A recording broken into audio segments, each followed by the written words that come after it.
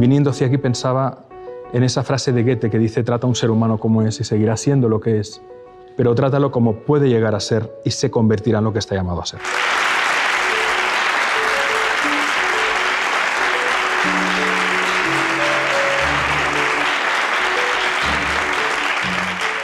Qué bien estar aquí con tanta bella y buena gente. Es para mí un honor y una alegría sentida, sincera, porque es un privilegio poder hablar de educación, de conciencia, de transformación, de evolución, de sentido, de esperanza. Yo creo que la educación tiene mucho que ver con el corazón también, profundamente. No somos conscientes, porque no nos lo han contado, de cómo nuestra mirada condiciona necesariamente la calidad del vínculo con el otro, pero no solo el vínculo, sino las posibilidades de realización, no solo de todo ser humano, sino de toda forma de vida.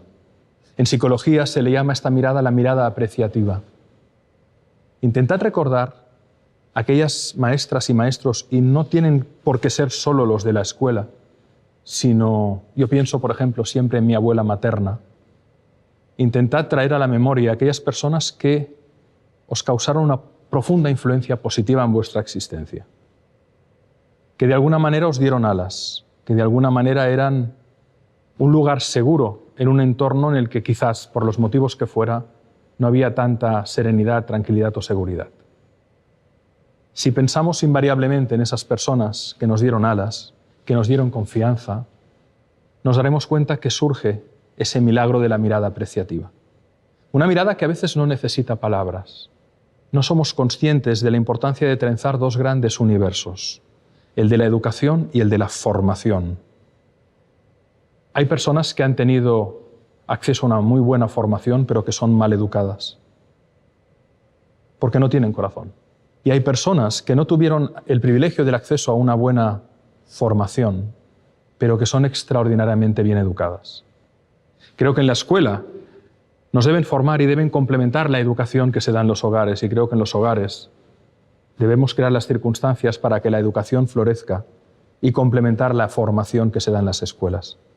Y en ambos contextos, tanto maestras y maestros como madres y padres, o los que hagan la función materno y parental, debe haber esa mirada apreciativa que dé alas. Yo observé una vez en un partido de fútbol de mi hijo, cuando jugaba fútbol, que uno de sus amigos, al cual cambiaré el nombre, era el Pichichi, hizo el cambio prematuramente. Era un niño que con 12 años parecía un hombre de 17. Y era muy fuerte físicamente y era el mayor realizador. No lo podían, corriendo nadie llegaba a su velocidad, era un gran sprinter además. Pero invariablemente en cada partido se caía y salía dañado, en cada partido. No había ningún partido que lo acabara y que pudiera salir sin ningún tipo de revolcón. Y pensaba, aquí hay un hechizo. Hay algo raro. Este niño le llamaremos Rubén, su nombre no era Rubén, siempre se cae. Y un día descubrí el hechizo. Su padre, antes del partido, en la segunda parte, cuando él entraba, para animarle, le dijo: venga Rubén, vuélvete a caer, torpón. Y a los pocos minutos se cayó. Entonces yo, como mi hijo era muy amigo de Rubén, le pedí a este señor que fuéramos a tomar algo juntos, en el mismo partido, en el bar del campo de pueblo en el que estábamos. Y le dije: ¿sabes por qué creo que se cae tu hijo? Y no te lo digo, no te lo expreso como una crítica, sino te voy a decir algo porque quiero mucho a este niño y creo que es importante que tomemos conciencia de que cada vez que juega sale sangrando, ¿no? Y me decía: se cae porque es torpe. Y le dije: no se cae porque sea torpe, se cae porque te ama. Y tú le dices: sé un sapo, como hacen los cuentos de hadas, y se convierte en sapo. No le digas que se caiga. No, es que para motivarme a mí, mi padre me decía eso. Se concentraba en lo negativo. Digo, bueno, es un estilo, probemos otro estilo. Dile: hijo, sal, corre y disfruta. Marca muchos goles. Y no hace falta que te caigas. Si te caes, yo te curaré. Pero no hace falta que te caigas. Le estuve explicando en qué consistía la mirada apreciativa, el efecto Pigmalión. Le cité la frase de Goethe, y palabra de honor que Rubén no se volvió a caer. Nuestra mirada, y cuando digo mirada, debería decir nuestra postura existencial, nuestra manera de estar en el mundo, manifiesta nuestro sistema de creencias, lo que creo sobre mí, lo que creo sobre ti, lo que creo sobre la vida. Imaginad que fuéramos capaces de hacer una mirada apreciativa sin prejuicios, que fuéramos capaces de concentrarnos en las bondades y en las virtudes, sin perder el pensamiento crítico, por supuesto, ¿no? Si nos pudiéramos liberar de falsas creencias sobre nosotros mismos, de prejuicios sobre el otro y de proyecciones, que es lo que el otro piensa que yo pienso sobre él, estaríamos mucho más cerca de algo fundamental, que es la realidad. Y al final, yo creo que nacemos mujeres y hombres, pero devenimos humanos. La humanización es una conquista. Y en esa humanización tienen que trenzarse tres principios: principio del placer, principio del deber y principio de realidad.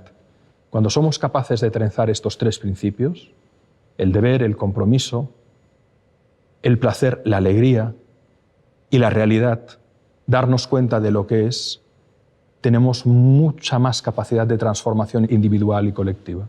Si a eso además le añadimos una mirada apreciativa, potenciamos esos tres principios y podemos conseguir mucho más en lo individual y en lo colectivo. Y sobre eso vamos a hablar y sobre eso vamos a compartir. Y Rubén no se cayó.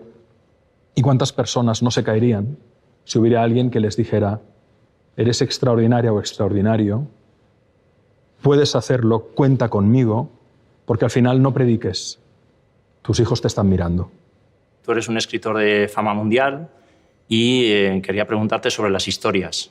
¿Por qué son tan importantes en nuestra vida y, sobre todo, por qué es importante enseñar a los niños a contar historias? Para responder a esta pregunta voy a dar dos pasos atrás, ¿vale? Creo que amar son tres cosas. La primera es la voluntad de comprender la singularidad del ser y sus circunstancias. Tú amas a alguien cuando tienes la voluntad de comprenderle o de comprenderla, mismo si no lo comprendes, pero tienes la voluntad. Amar es cuidar. Amar es hacer algo que sea coherente con lo que le declaras. No tiene ningún sentido que tú proclames el amor a alguien si no hay un comportamiento observable. Y ahora voy a tu respuesta. Y amar es inspirar, para ayudar al ser amado a que construya nuevas realidades objetivas, que pueda llevar a cabo un proyecto, que pueda superar un examen, que pueda hacer un buen trabajo de investigación, que pueda darse el permiso de hacer algo que le da miedo, pero inspirar también para nuevos sentidos a la vida. El que ama procura que el ser amado construya una narrativa interior que le sostenga especialmente en la adversidad. Y las historias sirven para eso. Las historias nos inspiran, nos dan anclajes en la memoria, nos dan referentes de cómo ese personaje superó esa dificultad. Hay un libro maravilloso que se llama Psicoanálisis de los cuentos de hadas, que lo escribió Bruno Bettelheim, y el prólogo de ese libro ya es una joya, ¿no? Y comienza más o menos así. Si queremos que nuestros hijos construyan un sentido en su vida, y recordemos que la vida objetivamente no tiene sentido, el sentido se lo da cada cual como puede, construyendo la narración interna que le va a sostener. Los cuentos están para eso. Creo que se atribuye a Andersen, pero no estoy seguro que sea de Andersen, la frase que decía que los cuentos se escriben para que los niños duerman tranquilos y los adultos se despierten. Las historias crean imágenes mentales, crean arquetipos de enorme fuerza. Una narración sobre tu propia vida o sobre la vida de un ser amado o sobre un mito o alguien desconocido puede en un momento determinado actuar como un acicate o como una palanca que te lleve a una respuesta desde la fuerza interior, desde la voluntad de seguir, desde la voluntad de servir. Por eso son muy importantes las historias. De hecho, decía Raimundo Lulio, el filósofo, que la palabra es el arma más poderosa. Y es poderosa porque nos ayuda, sobre todo, a comprendernos, pero a trenzar historias que nos unen y que ayudan a dar sentido a la vida.